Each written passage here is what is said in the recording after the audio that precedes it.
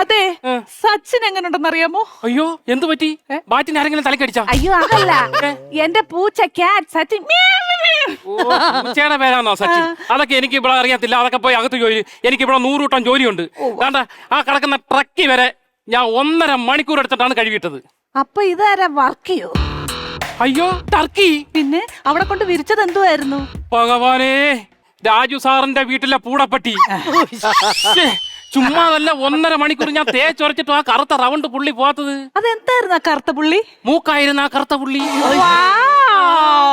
എന്റെ പേരെങ്ങനെ മനസ്സിലായി ബാബു എന്നാണെന്ന്? അതല്ല, ഞാൻ കൊളോക്കലി പപ്പ നാളെ വരും. മൂക്കിനകത്തുന്നോ?